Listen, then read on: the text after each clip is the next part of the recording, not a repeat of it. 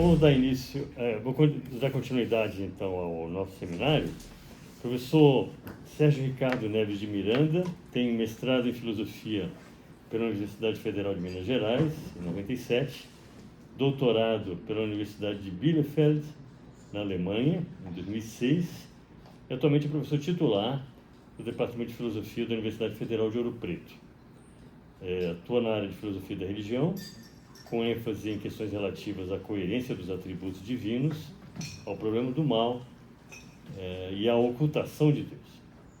É autor de diversos artigos publicados em periódicos nacionais e internacionais e desenvolve pesquisas sobre o uso de ferramentas formais nas discussões de filosofia da religião. Então, o Sérgio vai tratar dos paradoxos da onipotência. Eu coloquei errado aqui, porque ele já tinha tratado dos paradoxos da onisciência anteriormente. Pensei que ele ia falar mais ou menos do que já vinha pesquisando antes, mas ele resolveu inovar e agora falar dos paradoxos da onipotência. Ele reclamou ontem que eu dei trabalho para ele, mas enfim, acho que vai ser frutífero. Então, muito obrigado ao Sérgio. Então, com a palavra, por favor. Obrigado, professor Aguinaldo, pela apresentação. Boa tarde. Boa tarde, não. Bom dia, pessoal. Então, como o Aguinaldo sugeriu, né, o tema são os paradoxos da onipotência. Ele falou que eu resolvi inovar, né, mas talvez, na verdade, eu vá me atrapalhar, não é? Porque, na verdade, eu tive uma ideia inicial quando eu estava a fazer um review, né, de um artigo, e eu achei essa ideia muito boa, né, essa ideia inicial que eu tive, muito boa mesmo, né, uma ideia do tipo eureka, né, descobri alguma coisa aqui tão interessante que eu vou publicar numa revista top aí do mundo afora. Quando o Aguinaldo me convidou para fazer essa apresentação, eu resolvi apostar nessa ideia e resolvi desenvolvê-la, né? Só que esse desenvolvimento ficou muito complicado, né? E eu inventei coisas demais e muito provavelmente eu vou me atrapalhar nessa exposição. Em função disso, né, para eu ficar um pouco mais seguro, eu vou começar a ler o texto que eu comecei a escrever, né, o esboço do desenvolvimento dessa ideia, e à medida que eu for lendo, né, se for o caso, a gente vai conversando sobre alguns pontos específicos. Mas, basicamente, a ideia é a seguinte: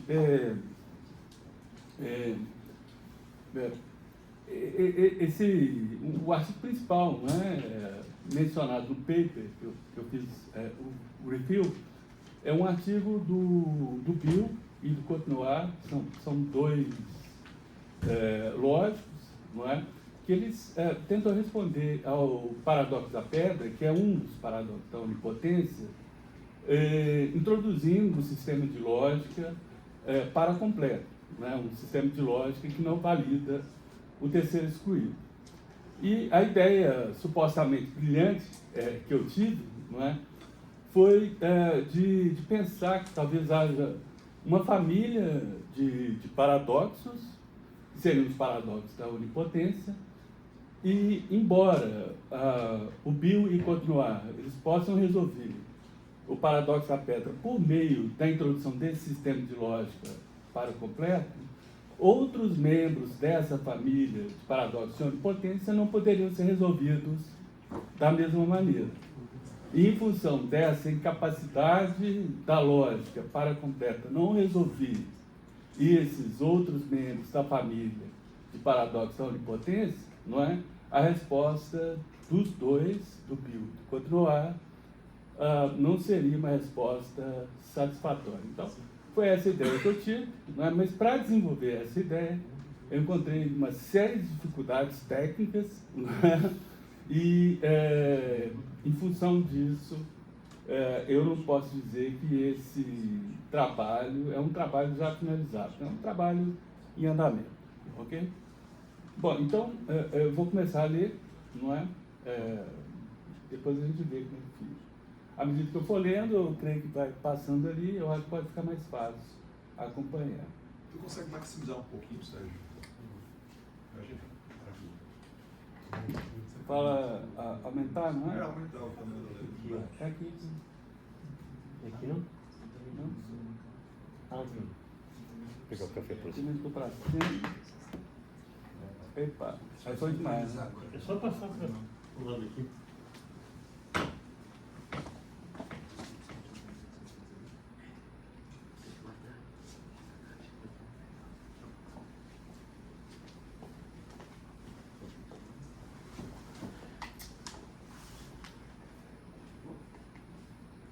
Deve ser pior. Peraí.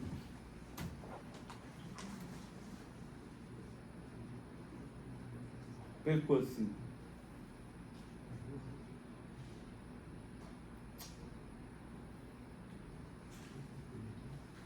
Assim tá bom. Assim, tá bom, mas Acho que tu consegue centralizar. pois é isso que eu não consigo fazer, porque meu leitor, meu computador é diferente, Isso. aí deu certo? Deu. Centralizou. Isso aí. Aham. Perfeito assim? Muito bom. Seu café ali. Obrigado. Bom, então vamos lá. Né? Então, vamos começar. Quando as pessoas falam de onipotência, elas têm em mente a ideia de que Deus tem um poder ilimitado. Mas o que exatamente isso significaria? Há várias formas de definir o conceito, eu introduzo 3, e a forma que eu vou privilegiar no artigo é a terceira, não é? Porque ela vai me permitir introduzir uma tese que eu bolei, né? E que ela, de algum modo, vai ser importante lá para frente, que é que eu chamei de tese CAPI, não é? Tese do conhecimento e da potência divina conjugada. Mas vamos lá, a primeira definição é uma definição popular, por assim dizer. Deus é onipotente, você pode realizar todas as coisas, você pode fazer tudo. Outra, um pouco mais precisa, define a onipotência como poder de autorizar todos os estados de coisas concebíveis, ou todos os estados de coisas que podem ser realizados ao mesmo tempo, como possíveis. Não é? E, finalmente, a terceira, que é a que eu vou privilegiar, não é? Que há uma possibilidade grande dela estar equivocada. Propõe uma terceira definição: Deus é onipotente, ele pode realizar tudo o que se encontra em seu conhecimento, seja conhecimento natural, conhecimento médio ou conhecimento livre. Essas são categorias do Molina, não é? Luiz Molina. O conhecimento natural seria não só conhecimento de leis naturais, não é? Mas também o conhecimento de todas as possibilidades, não é? Todas as combinações possíveis de estados de coisas estaria no âmbito desse conhecimento natural de Deus. O conhecimento médio, para quem conhece um pouco de discussões, né, sobre livre-arbítrio, né, é o conhecimento que Deus teria, né, acerca das ações livres dos seres humanos, em particular. E o conhecimento livre, né, o conhecimento pós-decisão divina de criação do mundo, né, o conhecimento do que se passa no mundo atual. Então, Deus teria todo esse tipo de conhecimento, não é? E a potência divina, de acordo com essa definição, ela seria relacionada a tudo aquilo que Deus concede, né? Tudo que Ele concede, de algum modo, Ele pode controlar, Ele pode realizar. Essa que é a ideia. Essa definição torna explícito que há uma forte conexão entre as ideias divinas e o poder e o que Deus pode realizar. Essa conexão será explorada no artigo que eu estou escrevendo, né, por meio do que eu chamei dessa tese CAPI. O conhecimento e a potência divina, eles são estruturados de maneira análoga, não é? E têm a mesma extensão. Tudo o que Deus conhece, Ele pode realizar, e tudo que Ele pode realizar, Ele conhece.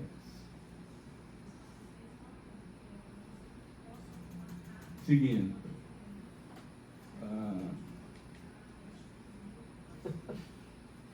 Aí ficou pequeno demais. O que está acontecendo? Professor, se o senhor vê naquele númerozinho, tá piscando, eu acho que o senhor tem que dar um clique com o mouse Pois para é. sair, que aí ele vai parar de ficar alterando, assim, quando o senhor clicar ou fazer algum Perfeito. gesto. Entendi. Sim, tá bom o tamanho? Dá um clique no corpo do texto. Tá, eu vou fazer isso, mas eu só estou Dava regulando o tamanho 150, agora. acho que dava 150 antes.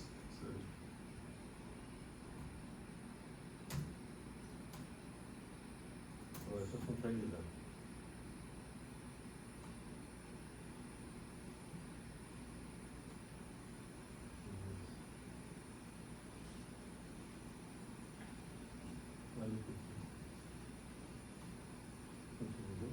Eu?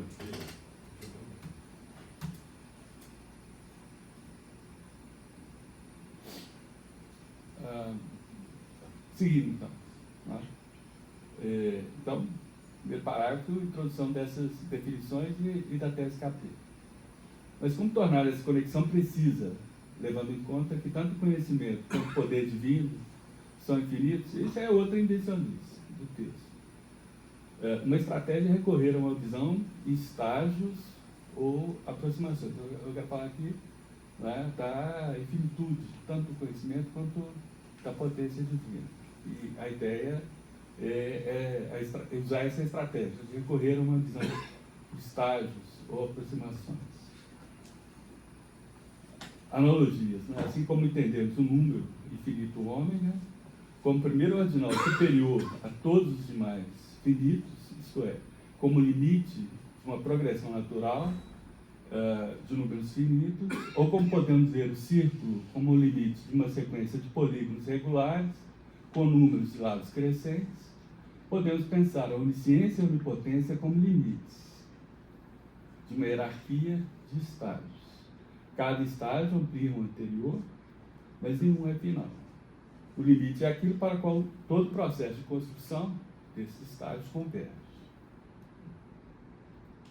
Bom, isso vai me permitir introduzir um modelo, né, introduzir na discussão modelo matemático para pensar a infinitude do conhecimento, da potência divina, na verdade um modelo já construído por um cara que eu gosto muito, né, que inclusive tem um dos melhores livros acerca de ferramentas formais para a filosofia, é escrito por esse autor, que é o Steinhardt. O livro dele se chama More Precisely, não é? Mais precisamente, e o subtítulo A Matemática que Você Precisa para Fazer Filosofia. É um livro espetacular. E nesse livro, no final, assim, um dos últimos capítulos, ele introduz esse modelo matemático para pensar a infinitude da onisciência divina. E eu vou utilizar esse modelo, não é? Apresentar esse modelo, e, devido à tese KP, não é? O mesmo modelo utilizado para a onisciência é também o modelo para a potência divina. Então, esse é um dos motivos, né, que eu preciso da tese KP. Vamos lá. Muito simplificadamente, aquilo que o Steinhardt vai falar. Modelo interessante nessa linha de abordar o infinito por aproximação, foi proposto pelo Steinhardt. Ele descreve a onisciência como uma hierarquia. Começa com o nível básico, K0, com ideia simples, e vai crescendo de modo que cada estágio seguinte, cada estágio sucessor, né, acumula o conteúdo do estado anterior. O limite desses estágios finitos será K ômega, que é o primeiro ordinal infinito. Né? Mas o conhecimento divino não para aí, ele vai além de ômega, alcançando objetos infinitamente complexos. Isso corresponderia ao conhecimento total de Deus, que é o K ômega maiúsculo, não é? Que não se limita a qualquer estágio enumerado. Se o conhecimento se estrutura assim, o poder pode ser visto de maneira paralela pela tese capítulo. Para cada estágio do conhecimento carrego, há um estágio correspondente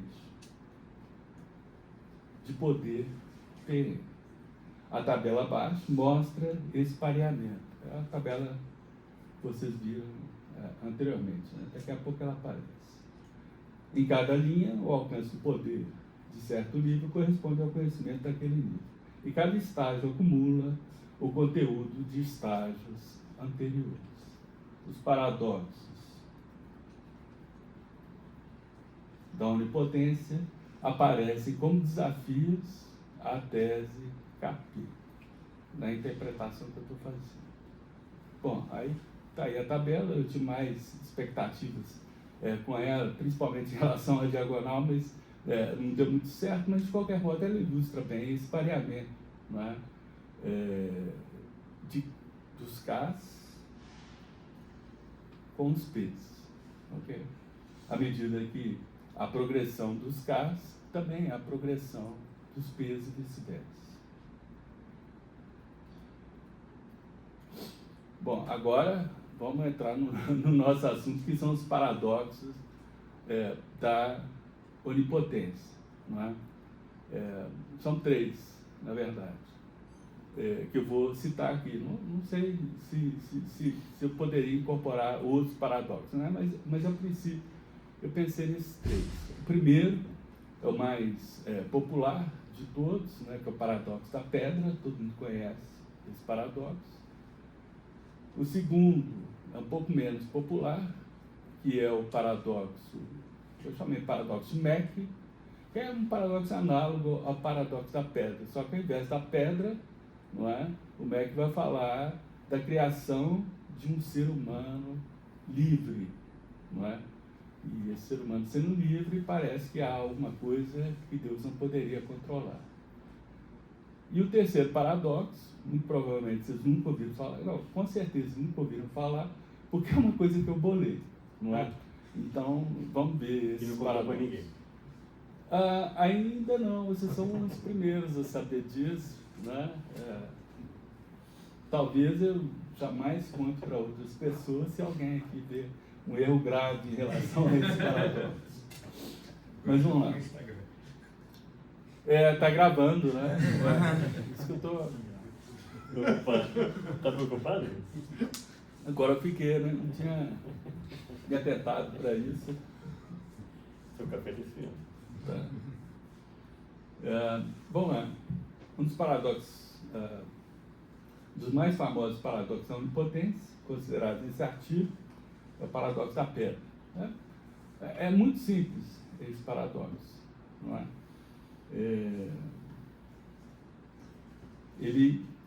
O ponto inicial dele, não é uma disjunção, essa disjunção. Deus pode criar uma pedra tão pesada que nem ele mesmo poderia mover. Então, eu tenho duas hipóteses, né? Ou ele pode criar essa pedra, ou ele não pode criar essa pedra, né? E é justamente nesse ponto que o Bill e o Cotnoir, não é, vão questionar, não é? Justamente o fato, a pressuposição, né, de que essa disjunção ela tem que ser verdadeira. Bom, mas na sequência, né, se a resposta for sim, Deus pode criar a pedra, então Deus não seria onipotente porque ele não poderia mover, não haveria algo que ele não pode fazer. Por outro lado, se a resposta for não, ele também não vai ser onipotente porque ele não pode fazer alguma coisa que é criar a pedra. De qualquer forma, né, Deus não seria onipotente. Se eu assumo no início da conversa que ele é onipotente, eu tenho a contradição.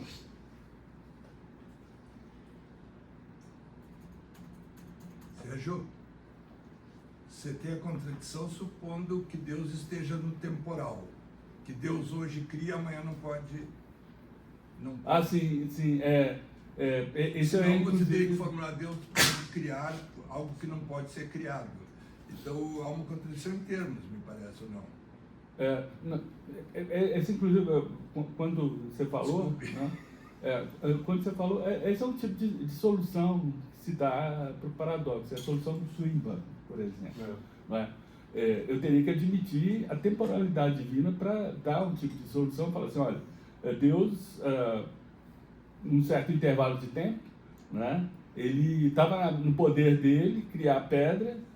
Se ele criasse a pedra, ele ia deixar de ser onipotente, porque ele criaria algo que ele poderia fazer, não é? Mas só que Deus, durante esse intervalo, decidiu não criar a pedra, então ele permanece onipotente. Seria a ideia do Swinburne. De qualquer modo, eu tenho que pensar que Deus não só envolvido no tempo, como também pensar a onipotência como sendo uma propriedade que não é uma propriedade essencial. Então, tem Tal pedra essas é nuances. incriável. Oi? O que tal pedra é algo incriável, que não pode ser criado. Eu acho que pode ser criado.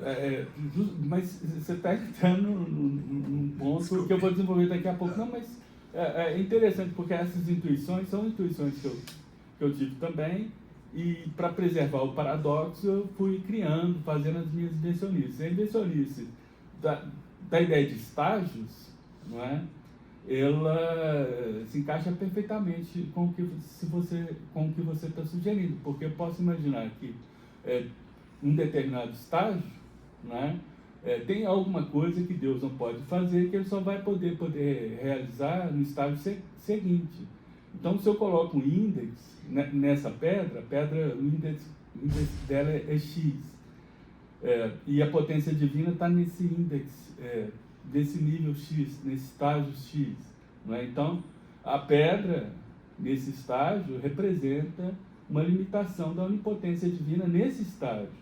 O que não significa que no estágio seguinte, Deus poderia criar uma pedra tão pesada que ele não possa levantar no estágio anterior.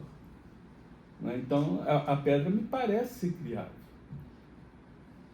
Ela não é impossível de ser criada, porque eu sempre tenho que ir subindo aos estágios. E o curioso vai ser chegar no estágio último, né, que é o estágio do P ômega maiúsculo, aí sim é que eu vou ter uma certa dificuldade, um certo problema, não é? Uma certa indecisão, se a pedra é ou não criada. Mas só nesse estágio último. Mas cada estágio anterior é possível criar a pedra. Fez sentido isso? Não, Oi? eu já estou sentindo que você vai nos empurrar na próxima, que pior que criar o livre, uma criatura livre que possa pecar e que eventualmente possa não ser perdoada. Aí, porque aí entra no tempo, né? As criaturas vivendo no tempo aí complica, né? Eu posso fazer uma breve interjeição? Desculpa. Pode.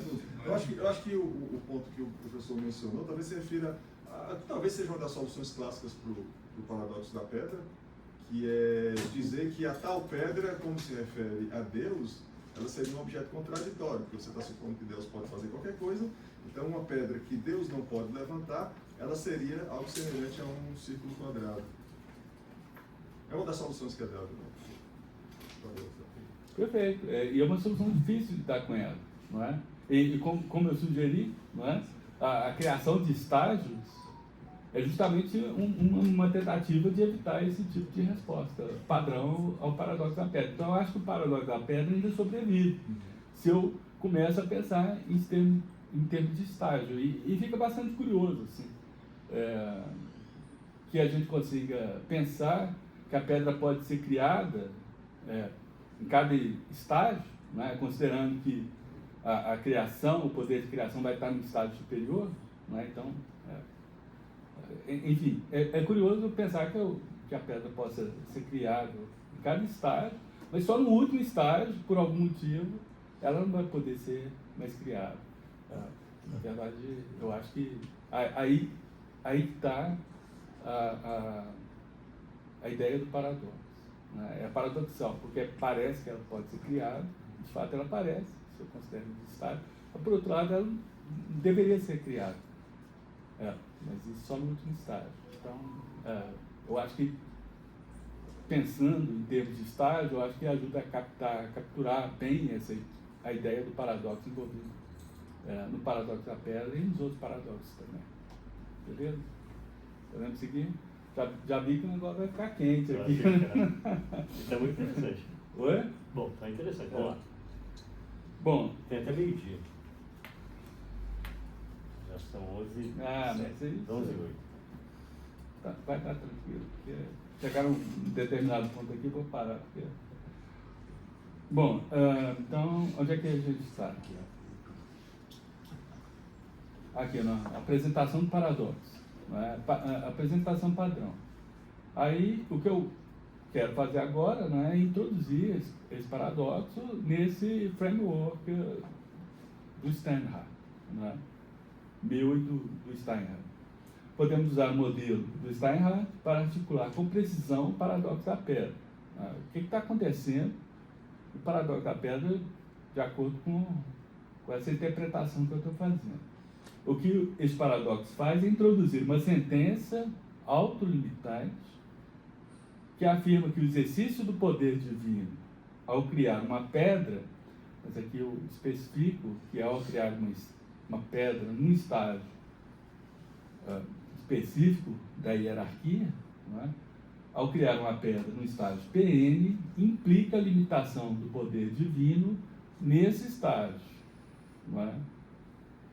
Mas nada exclui que essa pedra possa ser criada em estágio posterior, PN mais 1, o que preservaria a ideia de onipotência. Então a ideia é exatamente essa, no estágio PN mais 1, né?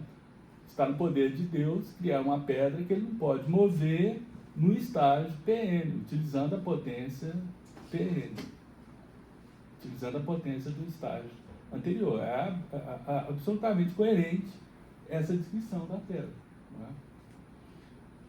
O problema só vai surgir, o problema com a autolimitação, o problema surge com a autolimitação aplicada ao limite final do poder divino, que é justamente a ideia da onipotência, que é o acúmulo, né, de todos os estágios, que é o P ômega maiúsculo. Há um volume que é imovível, né? Essa palavra, eu acho que não existe essa palavra em português, mas eu lembrei do imexível, né? Há um volume imexível, seria melhor. Eu nem lembro quem falou isso. O Magri, ex-ministro da Previdência Social do Collor. Isso, exatamente. Há um volume imexível. Boa memória. Aqui ficou marcado. Ficou muito marcado. Brasília ficou assim. Há um volume imexível com tentativas de solução do paradoxo. Tem números, não é? Destaco duas. O Mavrodes, né, que é um autor interessante, né? Ele argumenta que a primeira premissa do paradoxo é incoerente, é isso que o Ricardo sugeriu. Não faz sentido falar em criar uma pedra que nem um ser onipotente pode mover. Essa é a solução padrão. E desses dois autores, que eu gosto muito deles, né, que é o Bill e o Cotenoir, recorre a uma lógica alternativa, que é o sistema K3, que rejeita o princípio do terceiro excluído. A ideia de que uma proposição A ou a sua negação não há tem de ser verdadeira. Né? Essa é a primeira premissa do paradoxo, seria, então, taxada, né, como tendo um valor de verdade que não é o verdadeiro. Né? É um valor diferente, meio. Né? Se a gente está pensando 1 e 0 como sendo verdadeiro e falso, respectivamente. Essa tentativa, né, dos dois de resolver o paradoxo é interessante porque ela permitiria manter a plenitude da onipotência, enquanto outras soluções, mesmo essa do Mavrodes, né, e do Ricardo, terminam por restringir a onipotência em alguma medida. Outro paradoxo interessante é o paradoxo do Mack. Esse paradoxo do Mack está apresentado no texto dele chamado Mal e Onipotência, um texto antigo, de 1955, mas exemplar em termos argumentativos. Lá pelo final do texto ele apresenta o que ele chama de paradoxo da onipotência, alguma coisa desse sentido. Lida com a relação entre a onipotência e o livre-arbítrio. A questão é, né, Deus poderia criar uma criatura que ele não pudesse controlar? Se sim, haveria algo além da potência divina, que é o controle dessas criaturas. Se não, parece que a própria criação do ser humano, radicalmente livre, seria algo fora do escopo da potência divina. Aqui também temos uma tensão semelhante ao paradoxo da pedra. Então, são paradoxos análogos. Né? Talvez a solução para um seja também a solução para o outro. E agora vem um outro membro da família do paradoxo da onipotência, não é? Que eu chamo de argumento kantoriano da onipotência. Não é? Eu já testei várias construções desse argumento. Essa aqui é o mais simples, né? Vou jogar no seguro, né? Porque, na verdade, um argumento kantoriano foi introduzido pelo Patrick Green, né, que é outro autor, outro lógico, né, que introduziu esse paradoxo na década de 90 do século passado, mas ele diz respeito à onisciência. Né, e a minha ideia aqui, nesse texto, é utilizar o paradoxo do Green para construir um paradoxo da onipotência via a tese KP. Não é? Se há um paradoxo na onipotência, na onisciência, dado que eu tenho a paridade da onisciência com a onipotência, eu teria também um paradoxo, um subproduto do paradoxo da onisciência seria um paradoxo também para a onipotência. O paradoxo do Green é sofisticado, né? Apela para algumas coisas de matemática, mas eu acho que dá para entender da maneira como eu coloquei nesse parágrafo. E temos ainda o paradoxo do Green, baseado no teorema de Cantor. A ideia é a seguinte: suponha que exista um conjunto de todas as verdades, que é o conjunto vivo, com todas as verdades, a totalidade das verdades, o conjunto completo, né? Tudo que está fora desse conjunto, toda a proposição que estiver fora desse conjunto é uma falsidade. Para cada conjunto, subconjunto S, podemos formular a sentença: todas as sentenças de S são verdadeiras. Eu posso construir subconjunto a partir dessa totalidade que eu vi. Por exemplo, o subconjunto que contém todas as verdades contingentes.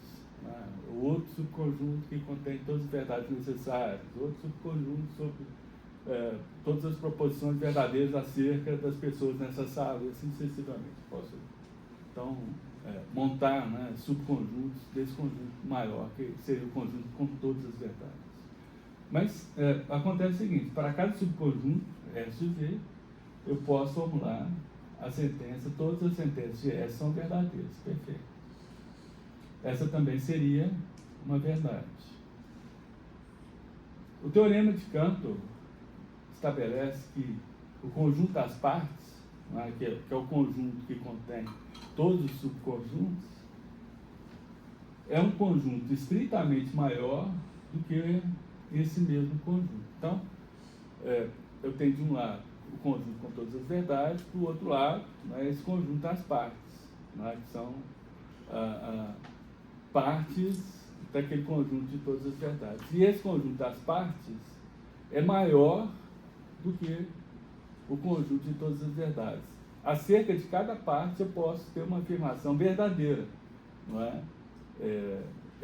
Todas as proposições dessa parte é verdadeira. Desse modo, eu vou ter mais verdades do que aquele conjunto supostamente com todas as verdades.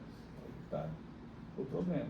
Então, aparentemente, eu não tenho como definir a onisciência como conhecimento de todas as verdades, porque não há um conjunto de todas as verdades. Para todo conjunto de verdades, sempre haverá um conjunto ainda maior. Okay? Essa é a ideia do paradoxo colocado pelo Green. E até onde entendo, eu e o Guilherme, que é o lógico lá da UFOP, a gente tem trabalhado junto, a gente avançou algumas propostas de solução, mas a solução é tão complexa, né, que inevitavelmente vai ter algum furo nela, e eu tendo a pensar que esse paradoxo não tem uma solução. Não é? Se tiver, não vai ser uma solução muito amigável. Bom, o argumento kantoriano do Green atinge diretamente a noção de onisciência. Não há um limite final do conhecimento. Pela simetria da tese KP, no entanto, se não há totalidade do conhecimento, também não haverá totalidade de poder. Ou seja, não existe um mundo complexo, completo, que Deus poderia atualizar de uma vez só. Sempre que olhamos para o topo da hierarquia, descobrimos que ele não se constitui. Tem alguma suposição aqui, mas vou deixar elas de lado. Então, o que eu tenho? Né? Eu estou falando que é uma família de paradoxos. Paradoxo métrico, paradoxo da pedra e esse argumento kantoriano, né? Baseado no argumento do Green contra a onisciência. Então, a ideia é mostrar, né? Fazer um exame de DNA, né? Desses paradoxos para saber se eles realmente pertencem à mesma família. E aqui começa, se já estava complicado, não tem muita coisa em relação a qual eu estou incerto nesse início, aqui as coisas ficam mais graves ainda. Então, como seria esse exame de DNA? Né? Tentar mostrar que todos esses paradoxos eles têm a mesma estrutura. Não é? E para isso, eu vou usar, eu pensei em usar, não é? Esse esquema, não é? De paradoxo proposto pelo Graham Priest, não é? Que ele chama de enclosure schema. Não é? Então, a ideia seria tentar mostrar que os paradoxos da onipotência satisfazem esse esquema. E, nesse sentido, eles vão ter a mesma família. Né? Vai estar claro, esse vai ser o cheque do DNA deles. Tem a mesma família. Não é? E o que é esse esquema do Priest? É muito interessante. E ele usa ele de maneira muito esperta, né? Para mostrar que diferentes paradoxos eles podem ser tratados como paradoxos da mesma família. Não é? Em particular, o paradoxo mentiroso, por exemplo, ele acha que teria um tratamento análogo aos paradoxos em teoria dos conjuntos, seria o paradoxo de Russell, ou o paradoxo de Cantor, ou Burali Forte, assim sucessivamente. Seriam pertencentes à mesma família, coisa que até então, né, todo mundo achava que era separado, né, que deviam ser resolvidas de maneira distintas. Bom, mas qual seria esse esquema de paradoxo Priest? Nesse texto de 2002, né, o Priest propõe o enclosure schema como forma unificada de analisar paradoxos que envolvem autorreferência e totalidade. De acordo com o esquema, cada paradoxo contém 3 elementos. O primeiro é a suposição de que há uma totalidade de coisas com uma determinada propriedade, vamos chamar aqui essa propriedade de φ, não é? Ele chama essa cláusula, né, de cláusula de existência. Né? Existe uma totalidade de coisas com a propriedade φ. Segundo, uma operação, né, que é uma operação de diagonalização, que para qualquer subconjunto x de ômega, para qualquer parte x de ômega, gera algo que transcende o ômega, que transcende x, né, que está fora dessa subparte, mas deve ainda pertencer à totalidade. Não é? Então, são 2 passos aqui. Né? Algo que transcende, que o Priest chama de transcendência, mas que ainda está dentro da totalidade, que o Priest chama de fechamento. E, finalmente, eu vou ter a contradição, quando eu aplico, né, essa operação, essa operação de diagonalização, né, não a subparte, mas a totalidade mesmo. Bom, é bastante simples isso, não tem muito mistério. Né? Encontrar uma contradição do Priest é uma glória. Né? É isso. É isso que eu estou procurando. Né? Bom, então, para ilustrar, né, é um paradoxo simples, que é o paradoxo de Russell, né? Paradoxo do conjunto, todos os conjuntos que não pertencem a si mesmo. E isso gera uma contradição, né? Porque esse conjunto, se ele não pertence a si mesmo, ele pertence a ele mesmo. Né? Se ele não pertence, então ele pertence. É uma contradição óbvia, mas colocado no esquema do Priest, fica do seguinte modo. Né? Primeiro, há uma totalidade, né, com uma certa propriedade física. Por exemplo, a propriedade de ser um conjunto. Né? Então, eu imagino o conjunto com todos os conjuntos. Né? Tudo que está ali dentro desse conjunto maior, ômega, tem a propriedade física que é ser um conjunto. Essa totalidade pode ser dividida em partes, com a propriedade φ. As partes x de ômega são também conjuntos. Né? Se ômega é um conjunto, qualquer subparte de ômega vai ser também um conjunto. Há uma regra, que é esse delta aí, para a construção de um objeto que transcende a parte x, mas está encerrado na totalidade. E essa seria, essa regra, né, essa diagonal aí, seria o conjunto Russell, né, que é o conjunto de todos os y que pertenceriam a essa subparte x, tais que esses y não fossem elementos, não fossem membros do síntese. A substituição de x por ômega na construção do conjunto Russell gera a contradição, denominando, né, esse conjunto como ρ, né? Ρ é elemento de ômega e ρ não é elemento de ômega. A gente precisa pensar muito, né, como faltam alguns passos aqui, mas a gente não precisa se preocupar com isso. Basta concentrar na ideia, né, de que o paradoxo do Russell pode ser construído com esses elementos sugeridos pelo Priest. Bom, o Priest mostra que esse esquema é satisfeito por outros paradoxos da teoria dos conjuntos, paradoxos de definição e paradoxos semânticos, não é?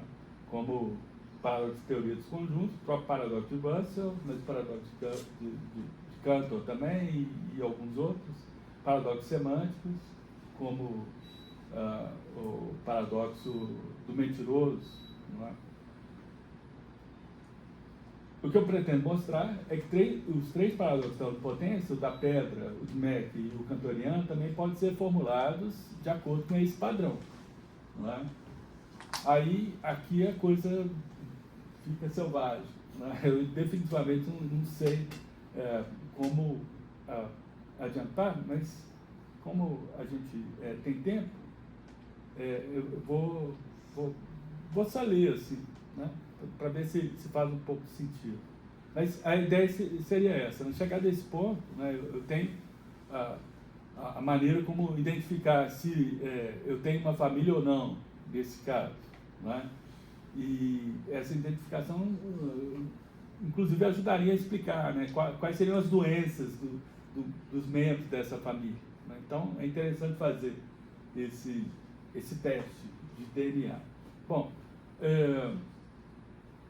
feito isso, se eu for bem sucedido nisso, né, de mostrar que esses paradoxos com os quais eu estou trabalhando pertencem à mesma família, aí faltaria ainda o passo seguinte, que é mostrar que, embora essas soluções, como a solução da incoerência na descrição dessa tarefa de criar uma pedra tão pesada, não é? Como também a solução do Bill e continuar, elas podem até se aplicar à pedra, mas não se aplicariam aos demais paradoxos, o Mach e ao argumento cantoriano. Não é? E assumindo também, aqui eu tenho que fazer também essa suposição, que parece correta, né? Que uma solução correta para os paradoxos deveria ser para todos, valer para todos e não apenas para um. Então, eu fecharia o artigo assim. Mas vamos lá.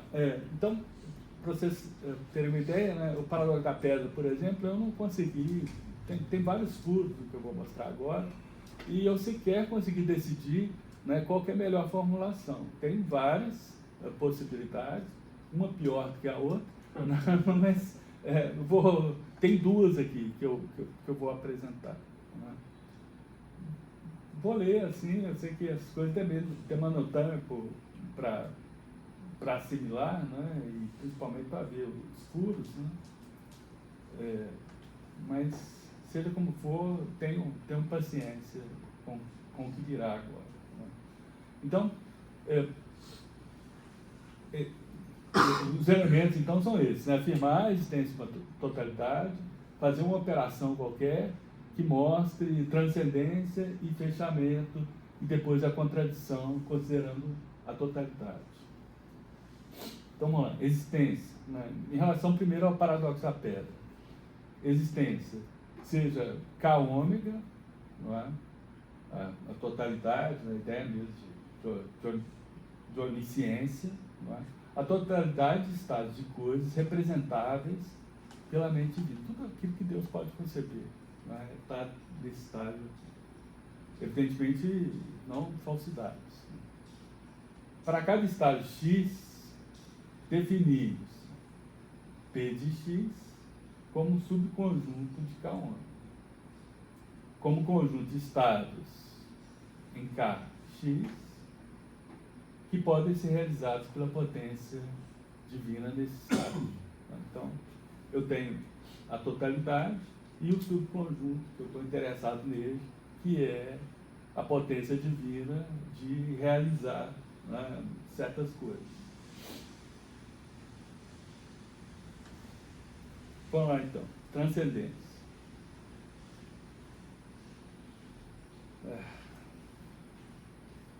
Primeira versão.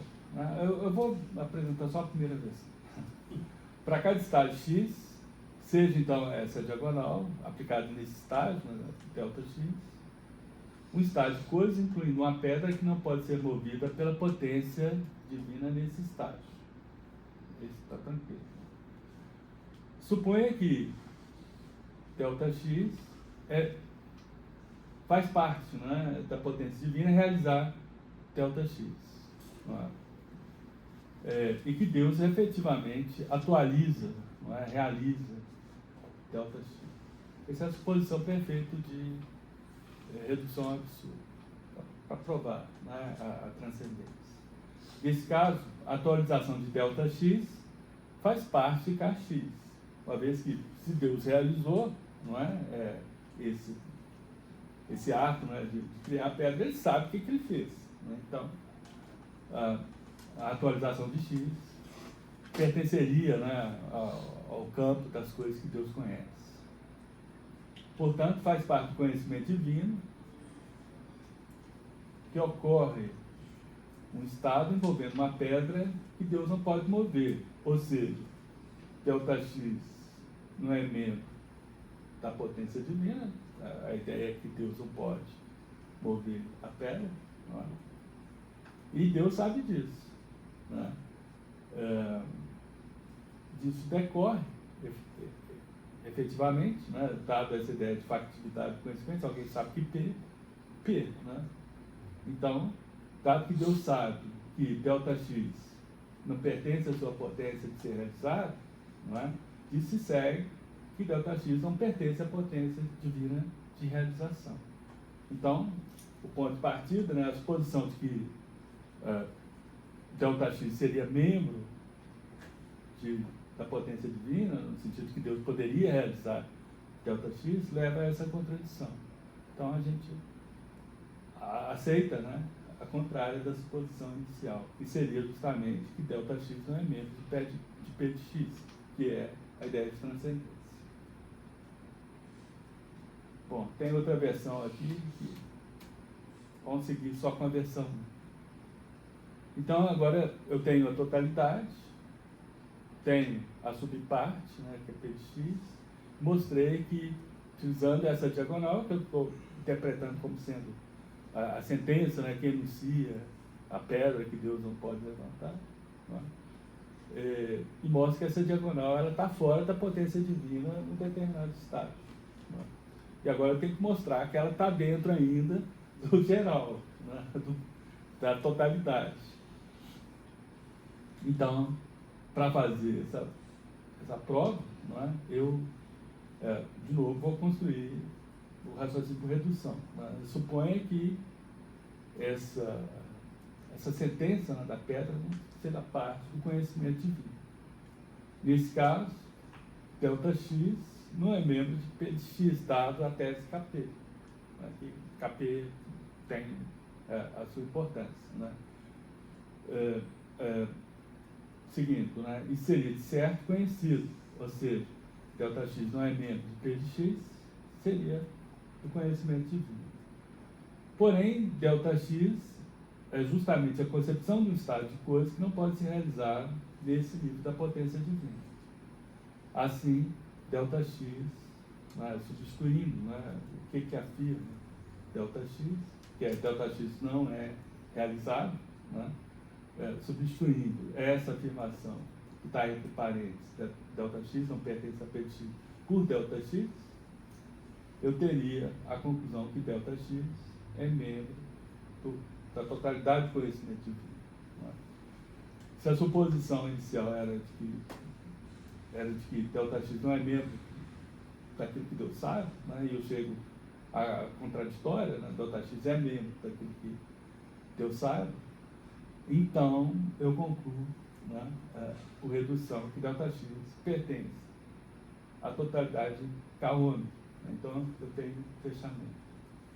Para preservar a ideia de que tudo que é concebível é realizado, conforme a tese KP, tem de haver algum estágio superior, Px mais 1, que o realize. Né? Nesse novo estágio, contudo, a mesma construção pode ser repetida, gerando ΔX mais 1 e assim por diante. Né? Então, sempre posso diagonalizar para cada subparte, né, que eu for imaginando, da potência e do conhecimento divino.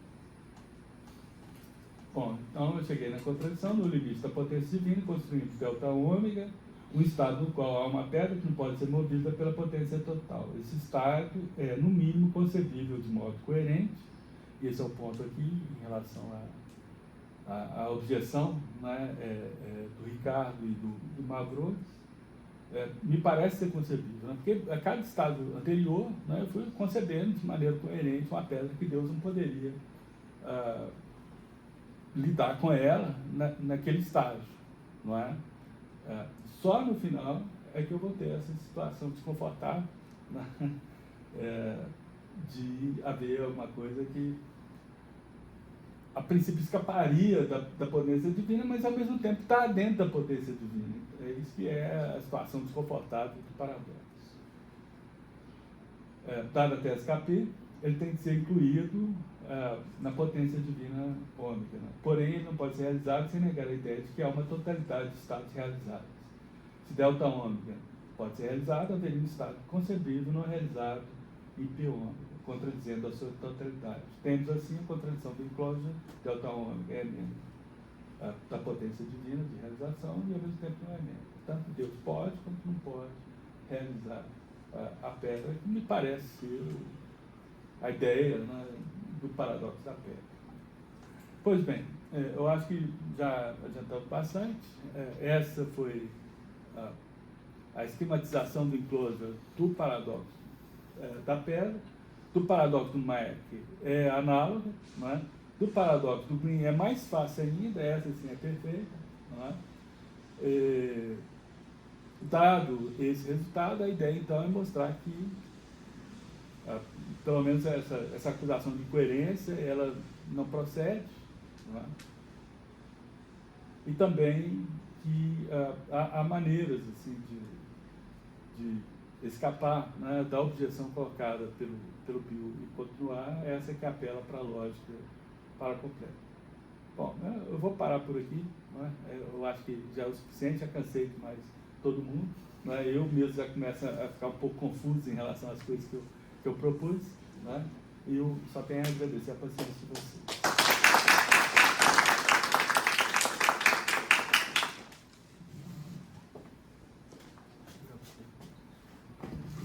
Falei onipotência, você não pôde tomar o seu café quente agora. Eu fiquei com medo de derramar o café no seu, você seu computador. não fez. Bom, enfim, vamos à discussão. Ricardo. Obrigado, Sérgio. Depois. Pela palestra. Eu tenho 3, mas eu vou fazer só 2. perguntas. A primeira é uma pergunta assim, mais geral, aí depois a segunda é mais específica. Então, se eu entendi bem, né, assim, o teu esforço maior é fazer com que esses 3 paradoxos se encaixem nesse esquema. Tá? O que não ficou claro para mim é o que vem depois disso. Né? Uma vez que tu tenha lá os paradoxos dentro da caixinha, né, tu vai apresentar uma solução para os paradoxos, isso não ficou muito claro para mim. Aí a segunda pergunta, se tu pudesse, por gentileza, voltar lá no início, onde tu define a tese KT, eu fiquei meio empancado logo lá no início.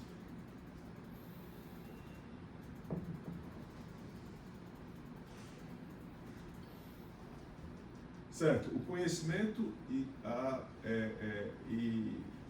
potência divina são isomórficos. Tudo que Deus conhece, Ele pode realizar, tudo que Ele pode realizar, Ele conhece. E em um determinado momento, tu acabou, ao invés de falar sobre conhecimento, tu falou sobre concepção, né? O que é concebível é realizável. O que são 2 coisas diferentes. Aí eu fiquei assim, sem entender se tu está falando sobre conhecimento ou tu está falando sobre concepção ou conceivability, não é? Que são 2 coisas diferentes. E segundo, se a gente olha para a forma como a coisa está colocada logo aí no primeiro parágrafo, me surgiu a seguinte dúvida, assim, aí, dependendo de como a gente entenda o que é conhecimento, vamos lá, estados mentais, tá certo? Se você considerar conhecimento como sendo um tipo de crença, então o conhecimento seria um estado mental. Do outro lado, uma ação seria a atualização de um estado de coisas, assim, pensando de uma determinada forma. Aí parece que as 2 coisas se aplicam a entidades ou conceitos diferentes. Conhecimento de um lado é um tipo de crença e do outro lado a potência ou a ação envolve a atualização de estados de coisas. Aí o que significaria dizer que tudo que Deus conhece Ele pode realizar? E vice-versa, né? Porque parece ser um bicondicional. Não. Isso. É um bicondicional? É. Tá certo.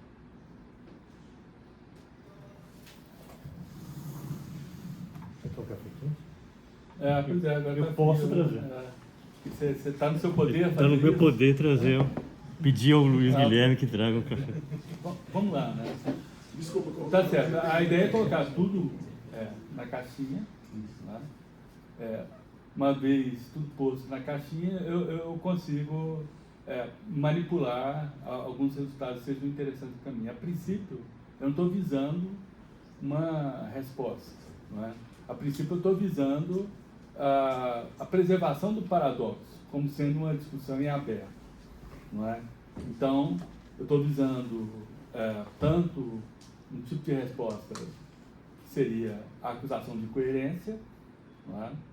E também a resposta do Bill e continuar, mais fundamentalmente, né? Porque essa é uma tentativa mais recente de tentar resolver o paradoxo. Né? Então, a princípio seria isso, coloquei tudo na caixinha, mostrei que tudo, todos esses paradoxos, né? Eles podem ser estruturados da mesma maneira. Associado a isso, há um princípio que o próprio Priest adota, que é o princípio da solução uniforme, não é? Que em inglês, não é? Tem o acronimo interessante PUS. Né? Então, o PUS, né, esse princípio do Priest, ele estabelece que uma solução adequada para os paradoxos seria uma solução unificada. Certo. Então, seria essa a ideia. Eu coloquei tudo na caixinha, pertence à mesma família, a solução ela tem que ser unificada, aceito isso. A etapa seguinte, né, que eu já comecei até a mostrar, seria mostrar que alguns paradoxos, como paradoxo, a formulação cantoriana, ela escapa à solução que apela para a acusação de coerência, como também a solução do Bill que continuar, seria a solução para completa. Então, isso é a parte que o Guilherme ficou excitado, né, quando eu coloquei essas ideias para ele, porque ele acha que ele poderia introduzir um outro tipo de lógica, diferente de K3, né, que é o problema que vai ser com K3. Um outro tipo de lógica, que é a lógica que a gente tem pensado, não é? Uma lógica paraconsistente para tentar lidar com o paradoxo. Seria uma etapa seguinte, né? Mas a princípio eu pensei só em problematizar as soluções que existem, as soluções Porque você vai Esses dois mostrar tipos como principalmente. não se encaixa, como essas soluções são soluções. Aí eu Para posso nós, pensar. então não são soluções para nenhum. Isso, exatamente, é essa que é a ideia. Então, está claro esse ponto. Agora, o segundo ponto é muito relevante, né? Você tem toda a razão, ele pode ser um dos furos, né? Dos problemas graves do texto. Porque, a princípio, eu estava imaginando a onisciência como o conjunto máximo, completo, de concepções na mente divina. Isso que eu estava imaginando. Né? E eu estou chamando de conhecimento, por exemplo, essa ideia do Molina vem a calhar, né? Porque o Molina chama de conhecimento não só aquilo que efetivamente é o caso, né? Mas todas as combinações possíveis, não é? Nos quais as criaturas e as diferentes propriedades poderiam entrar, isso também é do conhecimento de Deus. O conhecimento daquilo que é atual só entraria depois nessa ideia do conhecimento de Deus. Então, a princípio, eu estaria mais mirando, né, com essa ideia de concepções, tudo aquilo que está dentro da mente divina, não é? Fazendo parte do conhecimento divino, mas evidentemente isso traria uma série de outras complicações, inclusive é um tipo de complicação que na apresentação do paradoxo, do enclosure do paradoxo da pedra, eu acabo recorrendo a ela, que é a ideia de factividade do conhecimento. Eu não poderia fazer isso, eu não poderia fazer isso, mas eu fiz aqui fiz igual o chat GPT, né? Eu tentei dar uma enrolada aqui para ver se...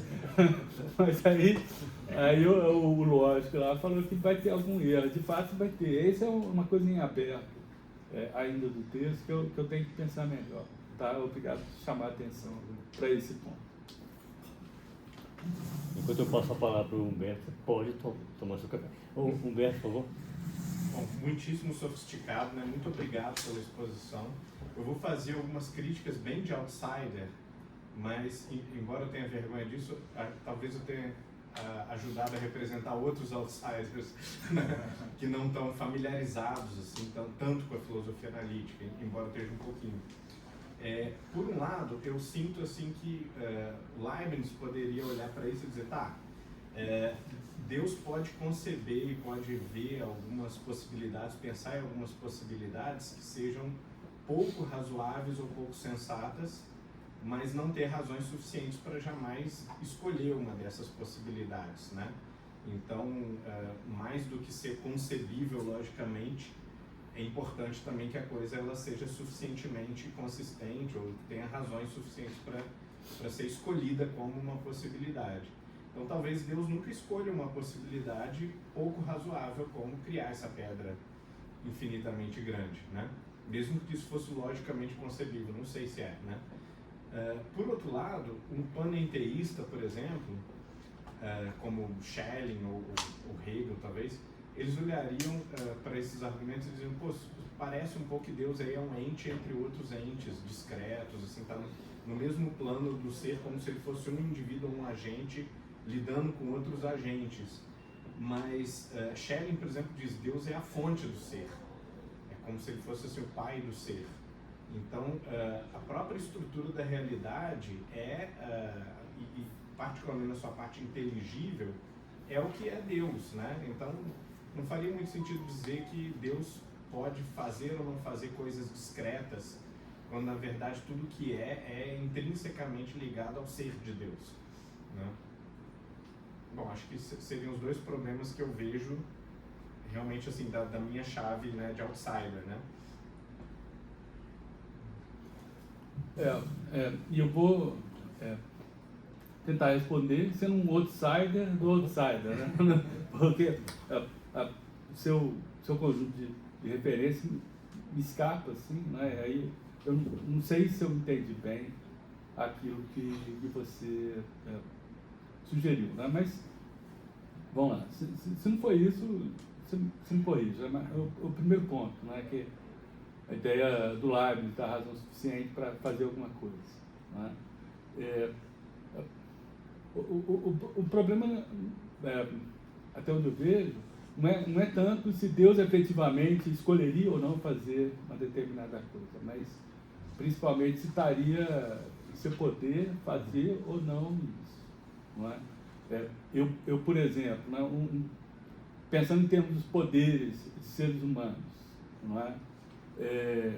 Eu poderia agora dar um tapa nos óculos do Aguinaldo. Evidentemente, eu não escolheria fazer isso. Não é? Exato. Com medo do contra-ataque, né? Do contra-ataque ninja do Aguinaldo. Eu não faria isso. Né? Mas eu poderia fazer isso. Né? Faz parte das coisas que eu posso fazer. Se fosse impossível para realizar isso, por alguma razão, isso implicaria uma diminuição do meu poder enquanto ser humano. Então, a ideia seria isso. Mesmo que Deus, efetivamente, não tenha razões, jamais encontrará razões suficientes para criar uma pedra tola como essa, do exemplo do paradoxo da pedra, não é? Me parece que isso deveria ser algo que ele poderia fazer, simplesmente não escolhe, porque não tem a razão suficiente para pesar por esse lado. Mas isso deveria fazer parte, não é, do grupo de coisas que ele, a princípio, poderia realizar. Então, é assim que eu encaminharia esse tipo de observação que você fez em relação ao Leibniz. Além do que, né, evidentemente, essas coisas acabam... Você tenta resolver o problema por um lado, né, acaba trazendo o problema do outro, né, porque, nesse caso mesmo do Aguinaldo, né, para Deus seria impossível ele fazer uma maldade dessas com o Aguinaldo, porque ele é intrinsecamente bom. Né, mas... Mesmo que tenha uma boa razão. Sem ter Não sei que fosse o melhor para o Aguinaldo. Pois é, mas parece que essas coisas também limitam, por outro lado, o atributo divino da liberdade de fazer aquilo que ele escolhe fazer. Né? Parece que ele não poderia escolher fazer uma maldade com o Aguinaldo sem ter algum tipo de razão. Então, você tenta salvar de um lado, mas acaba apertando por outro. Então, eu não vejo... essas coisas acabam ficando todas interligadas, né? Talvez faça parte de uma mesma família, e a questão de se investigar também, né? A totalidade assim, da bondade, a totalidade da liberdade, isso pode gerar talvez algum conflito em alguma medida. Não é? Tá vendo? Então temos o João, depois o Álvaro Valdo, depois o Álvaro Pimentel e a gente termina com essas três. Em 10 minutos. João, por favor. Não, teve o lance ali do Fisch também, mas aí depois a gente... Você não tinha terminado. Não, eu prefiro pensar, inclusive, um pouco melhor, assim, porque... Conversar depois. Tá. Obrigado, Pedro. João? Professor, esse esquema do Priest, ele serve para tratar argumentos diagonais de forma geral? Então você poderia, por exemplo, encaixar nisso o problema da parada ou o teorema de Gödel nesse esquema do Priest? Rapaz, você me complica. Muito provavelmente sim, mas eu não teria instrumental para mostrar como você faz isso agora. Né? Mas eu acredito que sim, porque isso é um esquema geral, né, para vários tipos de paradoxos. Nesse texto específico que eu tenho como referência, né, que é um livro muito interessante, é um livro de história da filosofia, na verdade. Do Priest? Do Priest. É um livro que se chama Além dos Limites do Pensamento. Né? A história da filosofia via Priest. Né? Então, ele começa mostrando como vários paradoxos, desde os gregos antigos, né, passando por alguns medievais, pelos modernos, Berkeley, vários paradoxos construídos ao longo, Zenão, vários paradoxos construídos ao longo da história da filosofia, né, no final das contas podem ser encaixados nesse esquema do inclusio. Né? Kant, as antinomias do Kant, tudo faria parte desse inclusio. Né? E é bastante interessante esse livro. Porém, ele não trata especificamente desses problemas, o problema da parada ou do argumento godeliano. Né? Mas eu creio que, a princípio, sim. Né? Envolveu diagonalização, a gente encaixa. Eu pergunto isso porque, uns 3 anos atrás, eu estudei teoria das categorias Eu não sei se o senhor conhece, mas tem um negócio chamado Teorema de Lawvere. O senhor já ouviu falar? Como que escreve? Lawvere. Eu acho que é assim que se pronuncia porque o sobrenome é de um estadunidense, mas eu não sei. Mas é porque esse teorema, ele é uma generalização em teoria das categorias de todos esses argumentos diagonais. Então você consegue encaixar nesse teorema o paradoxo do mentiroso, Gödel, parada. Sim. Aí eu só estou mencionando porque eu acho que você conseguiria também colocar o paradoxo da pedra encaixando nesse teorema que é uma generalização de todos esses. Teorema de Cantor e tudo mais. Aí talvez seja uma alternativa para de framing para esse projeto, talvez, não sei. Tá. Não, eu gostei sim da sugestão, eu vou investigar isso. Né? Depois eu pedi para você me passar as referências um pouco mais Certo? precisas, né? Eu vou investigar isso. Obrigado pela dica, cara. Então, Álvaro, vamos depois ao Pimentel. Sérgio, muito obrigado pela palestra e perdoe se eu venho agora também de um outro planeta, de outra era geológica. Eu vou ter que falar de 3, 4 tópicos, assim, rapidissimamente. Você falou de Cantor, e eu me lembrei, você não era nascido quando eu fiz o meu cursinho sobre Cantor, sobre os números transfinitos, né, os conjuntos transfinitos. Então eu nunca me esqueci, você não era nascido, mas que o conjunto transfinito dos números pares não pode ser definido como menor que o conjunto transfinito dos números naturais. Tá, mas nós estamos falando de conjuntos transfinitos.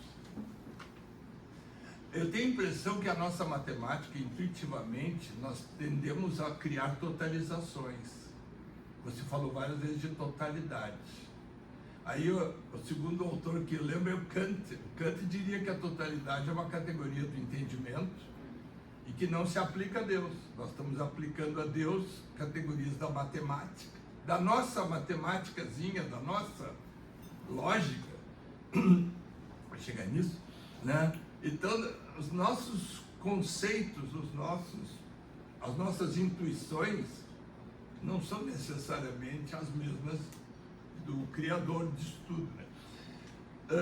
O terceiro ponto é o seguinte: eu gostei exatamente da sua tentativa de solução, assim, no sentido de que seja um fluxo, né? Mudando meta, porque aí eu acho o seguinte, se eu não estou errado, e o Humberto depois me corrige, o próprio Hegel é um dos que tende a ver Deus como uma totalidade do ser, e não como um ser, né? Só que isso aí ainda não é Santo Anselmo. Santo Anselmo diria que o máximo que nós podemos pensar, ou seja, a totalidade das totalidades, ainda não é Deus. Deus é um pouco mais. Então, esse raciocínio negativo, eu acho que você está seguindo, né? Tentando mudar de nível, de meta, né? E aí, desculpe, né? Aí eu vou escandalizar vocês. Você falando com a sua seriedade, com a sua lógica, com a sua matemática, e eu imaginando kantianamente Deus fora disso tudo, né? Então, imaginando Deus assim como um pai, criador, bonzinho, né, bonachão, olhando as criaturazinhas, se esforçando na lógica ao máximo para tentar conceitualizar o que ele pode fazer e o que ele não pode. E ele, como um pai bonachão, olhando as crianças e dizendo: tá bom, estão brincando, deixa se esforçar. Mas quer dizer, não vou me chamar de fideísta por causa disso, né? Mas eu digo, nós tentamos aplicar a Deus, e aí eu estou discordando do que eu acho que o Agnaldo pensa, né? De que nós podemos fazer essa teologia natural, etc. Eu acho que nós usamos os nossos conceitos, e paradoxo é algo que não combina com a doxa, né? Quer dizer, nós usamos as nossas doxas, nosso pensamento que não é bem epistêmico, mas é doxa, né? Então, nesse sentido, eu gostei de ver que você tenta solucionar mudando de plano, como o Santo Anselmo faz. Tudo isso aí ainda não é Deus, Deus é mais. Quer dizer, negativamente, né? Deus fica sempre mais infinito. E nós trabalhamos com totalizações. A totalização fecha, finitiza. Obrigado.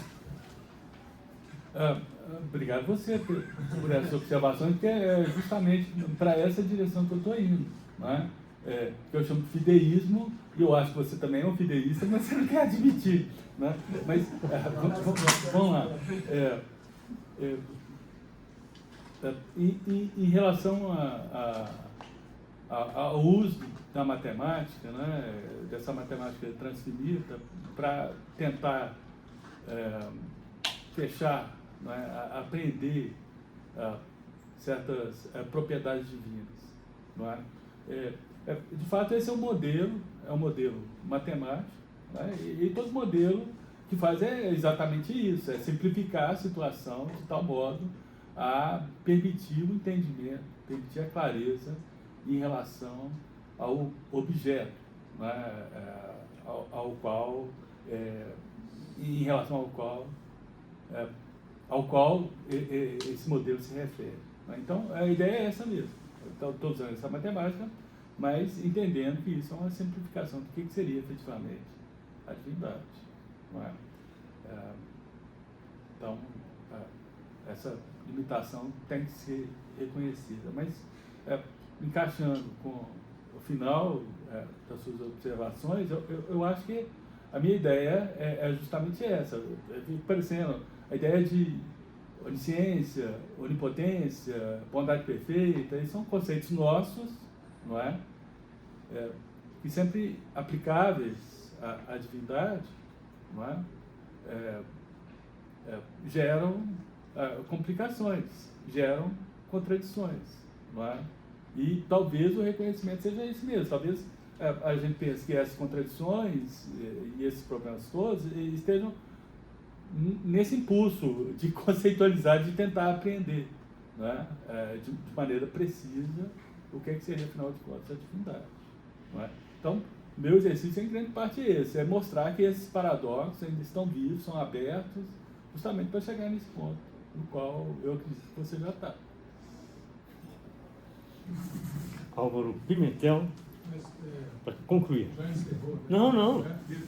Não, é uma coisa muito simples, é quase uma dúvida, né? É porque como você no início falou, por exemplo, do cálculo da área do círculo, né? Isso a gente calcula, que é o que a matemática, né, quando fala de integral, derivada, né, consegue fazer, calculando objetos que têm uma área irregular, que é uma coisa que a gente não conseguia fazer, mas aí com Leibniz e Newton, né, a gente começou a conseguir fazer. Quer dizer, você pega um círculo, você vai dividindo em triângulos, vai dividindo triângulos com base cada vez menor, e aí você chega à área aproximada do círculo e é um número infinito lá, que é uma variável, que é o π, né? Esse tipo de coisa. Mas você nunca, vamos dizer assim, você nunca vai saber qual é a área exata do círculo. É sempre uma aproximação, um limite. Né?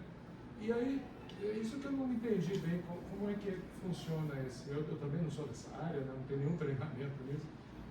Quer dizer, como é que funciona a totalidade? Porque, na verdade, se você aplicar a matemática, né, essa questão que você falou das diagonais e tal, se você, por exemplo, se você desenha isso num gráfico XY, né, então a parábola vai se aproximando do X, mas nunca toca. Nunca chega à totalidade, nunca termina. Né? E aqui, quer dizer, o pressuposto é que termina. Né? Então eu não entendi. Se parar, termina. Se parar, mas não para. Essa é a questão. Isso que eu não entendi. Mas justamente essa é a ideia do limite. Né? Você postula esse limite, né? Mas nenhum processo finito vai chegar exatamente a esse ponto. É que o limite significa justamente esse, é o teto, né, que não tem um antecessor imediato. Né? Porque para cada antecessor que você introduz, tem um que é mais próximo ainda, que um também. Mas seja como for, eu preciso ter essa totalidade. Esse é um princípio interessante, né? É do próprio canto. Como é que é? não é o paradoxo da totalidade, que você nunca vai ter a totalidade, embora você esteja trabalhando com ela, né? Sim, mas essa é uma postulação do Cantor, né, que o próprio Príncipe, né, resume isso como, eu esqueci o nome do princípio agora, mas é o princípio de que para todo infinito potencial, que é justamente esse da aproximação, né, eu tenho que ter o infinito atual, né? Então, eu tenho que sempre ter essa possibilidade de algo crescendo, sem nunca atingir o limite, né? Mas, correlato a isso, eu tenho que ter a totalidade plenamente realizada, que é a totalidade ômega, por exemplo, do conjunto de todos os ordinais, né, finitos, e assim sucessivamente. Esse parece um postulado do Cantor que tem a ver com a necessidade de especificar, né, em cálculo matemático qual seria a extensão, né, o domínio de uma variável qualquer nesse cálculo, né? Se o domínio é natural, se é real. Eu até entendo isso, claro, com isso a gente vai à Lua, né? Mas, quer dizer, aí quando a gente aplica isso a esse objeto, né, Deus, aí aquilo fica um pouco perdido, entendeu? Acho que... Mas que é tá a questão ali, que os exatamente, colocaram, né? exatamente. Eu entendo perfeitamente. Mas eu não sou da área, não tenho treinamento nessa área, não. Mas me deixa assim um pouco...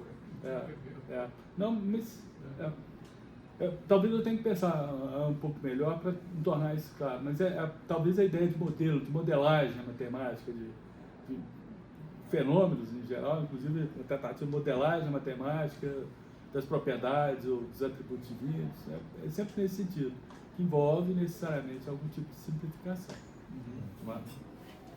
Não sei se... Muito obrigado. Não, obrigado a você. Fiquei curioso de entender melhor isso. Achei muito interessante. Bom, então está no nosso poder agradecer então ao Sérgio pela conferência e bater palmas. Vamos fazer então uma pausa agora para o almoço, a gente retorna às 14 horas.